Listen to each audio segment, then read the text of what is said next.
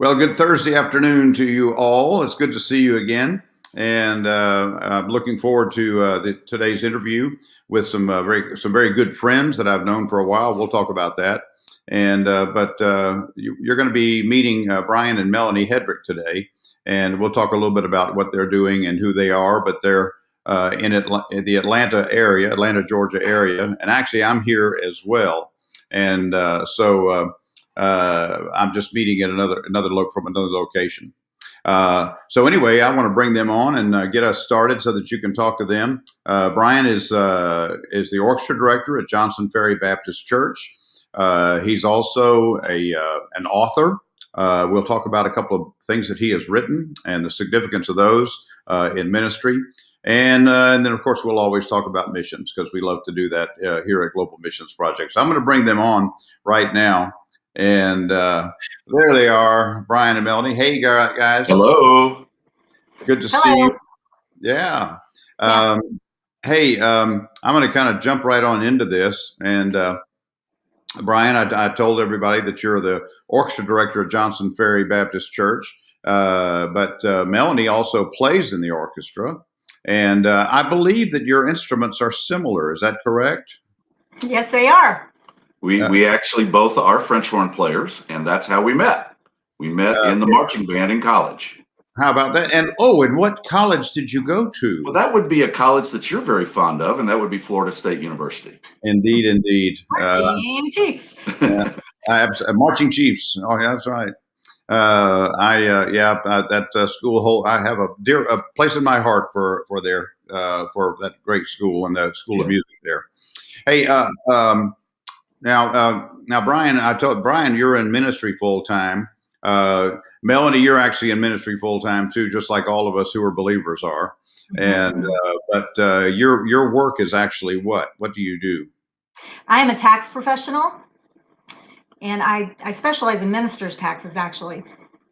Really? Man, yes. That's awesome. That happened when my husband got ordained, and I was working on an MBA, and we didn't know anything about ministry taxes, so. Well, do ministers need help with their taxes? Most of them do. Very much so. I fully understand. Now, just a little bit about your background. Mellonee, where are you from originally? I was actually born in Winter Haven, Florida. I was the youngest of 6 kids, born into a wonderful family of believers. So you grew up in a Christian home? I did. Yeah, what a great foundation to have that in our lives. Everybody doesn't, I know that, but what a great foundation. I know right where Winter Haven is, really kind of right in the middle of the state, isn't it? Smack dab in the middle of the state. Yeah, and being a Floridian myself originally, I have been there. I had an interesting one night that I stayed in the Rose Motel in Winter Haven. We don't want to talk about that. It's a famous landmark in Winter Haven. Well, it needs to be. It needs to be on the horror list or something. Anyway, back to reality here. And Brian, where are you from originally? I actually am from all over the place. I moved around a lot. When I was younger, born in New York, lived in Virginia, Illinois, Florida, went to college in North Florida. I went to seminary in Texas, but I've actually lived in Georgia longer than any other place, 27 years now in Georgia. Well, now there has to be a reason for all that moving around. Yeah, my dad was an electrical engineer and, just defense contracts. And when the contract ran out, he had to get another job. So. Well, now tell me this, Brian. When did you feel a call in your life into full-time ministry? So God uses unusual methods to get you into the ministry, but I was trained as a band director, similar to you, and I ended up in a middle school band directing job that basically forced me into the ministry. Basically, you don't do middle school band directing as a plan B. It was my plan B. I just didn't know what plan A was. And God, in spite of my ignorance, used that to get me into the ministry. And now that's where I should have been all along. but it wasn't on my radar screen. So God was very providential in getting me to seminary and getting me into instrumental music ministry. And That's awesome. I think if we lined up 100 people that are in ministry in a line and asked them their stories of how they came into full-time ministry, it would be an interesting. You might want to write a book on that, Brian. That's true. Well, it's so wonderful to just see how God used, challenges in our life to pull us into the ministry. He often does. Absolutely. That is absolutely true. I'm a testimony to that for sure myself. Absolutely.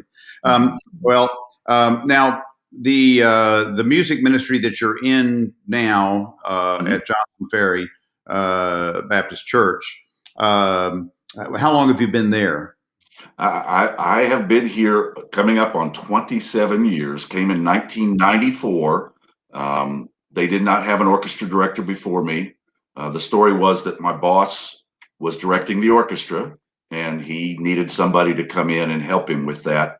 It was in the mid 90s. There was a lot of churches that were wanting to develop their choirs and their orchestras, and a lot of people were looking for full-time help. Mellonee, do you have any part with the orchestra ministry there besides playing in it? Have you had any part of that development as well? As far as playing in it?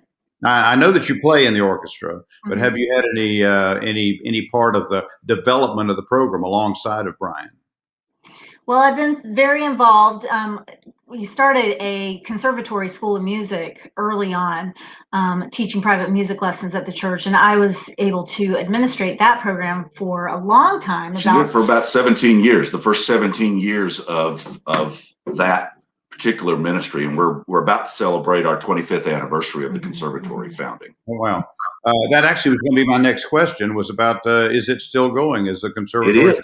It is. It's not.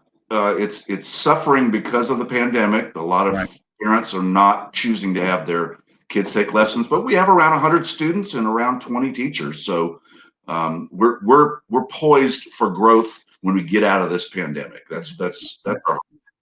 Well, excellent. That is such a neat testimony of the variety within the music ministry and uniquely within the orchestra ministry to be able to do diverse things like that. And I think you actually have more than one orchestra. Is that correct? Well, yeah, I have several groups that I direct. Prior to the pandemic, I had an adult orchestra, jazz band, a youth orchestra, handbell choir, and then there was assorted other smaller groups. Okay, excellent. And there's always opportunities for them to play. I mean, Sure. Have your groups ever gone outside of the walls of the church to do anything? They have. We do regular outreach concerts in our community. There's a park that has a little bandstand, and I've taken both my jazz band and my orchestra doing pops concerts, and the jazz band doing a big band concert in the community. That's great. A little bit too. I'm sorry. Say that again, Mellonee. Out of the country a little bit too, to mission trips with GMP and on our own. Now that you have mentioned that, what a perfect stepping stone. Yeah. And I was going to go there absolutely right now. And that is that I know that, number one, first of all, that your church is very, very involved in missions on a very large scale. Tell me a little bit about that. Well, the church has a very extensive global missions effort, a large staff that facilitates that. We send close to 2,000 church members on short-term mission trips every year. Wow! And it is a huge emphasis for our church, and the orchestra, thankfully, is a part of that. And I want to grateful. Go ahead, say again, Mellonee. Grateful for the emphasis, and just with the congregation and their dedication to missions has just been. It's been a wonderful thing over the years, and we are just grateful to be able to participate that and just have that support from the staff, from the people. It's been a great thing. If I'm not mistaken, I believe the church actually helps to contribute to the cost for the individuals to Yeah, go. that's one of the things that we're extremely grateful for. Because of the giving to the global missions budget, anybody who goes on a short-term mission trip only pays half of the cost. Wow, that's Any church incredible. member. Yeah, Yeah. it's a blessing.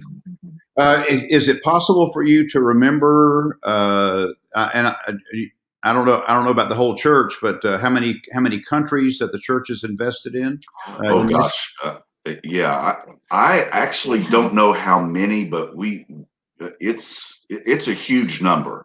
It really is. I mean, we when we do our global missions conference every year, we surround the sanctuary walls with all the flags that we've been to, and it literally surrounds the sanctuary.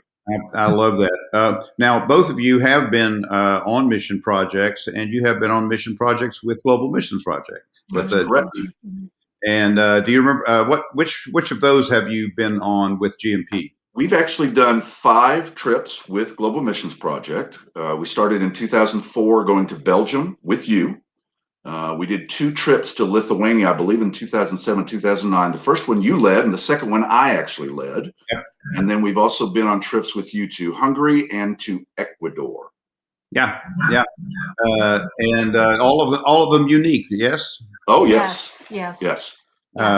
That's what I've discovered in my time of doing the missions with GMP now is that every project is different. But I feel like our experience with GMP helped just prepare us to do other things as well. And we've been able to be a part of other projects within our church, Cuba, teaching there, ministering to the people there, and working with the believers there. What's interesting is that because of our trips with the orchestra, through GMP, we kind of set the tone for the worship and arts ministry. And my boss, who directs the choir, kept saying, we need to do a choir and orchestra trip. And it was like, okay, let's do it. And we took, over a span of a couple of years, we took 2 trips with full choir, full orchestra to Romania, and took probably about 120, 130 people on those trips. So it was very rewarding. You have to use a bullhorn to keep everybody in line it was a logistical challenge, but we had actually had a lady from our global missions staff that kept us all in line. That's good. That's good. I do want to ask you this. There's one more thing that I want to talk about before our time is up. But before I get there, would you have are there any experiences, a specific experience of any kind on any project that you've been on that really is really took missions to heart in a special way for you, each of you? Mellonee, how about you? Well, one trip that we went on that wasn't a GMP trip, but was influenced by your contact with someone on the ground in Cuba, was from Samuel Calderon Ramirez, who is now in the United States, but at that time was serving a church in Havana. And through your influence, really, letting him know that I had written a book on the biblical foundations of instrumental music and worship, he asked me and Mellonee to come and teach. I taught at the seminary, and she actually taught at the denominational office there in Havana. I taught, about worship, and she taught about biblical finance. So it was a very rewarding trip. Tell me, is anything that really touched you about that besides the opportunity to do it? I think the passion of the Cuban people caught me off guard. I was expecting primitive people who were relatively immature in their Christianity, and boy, was I wrong.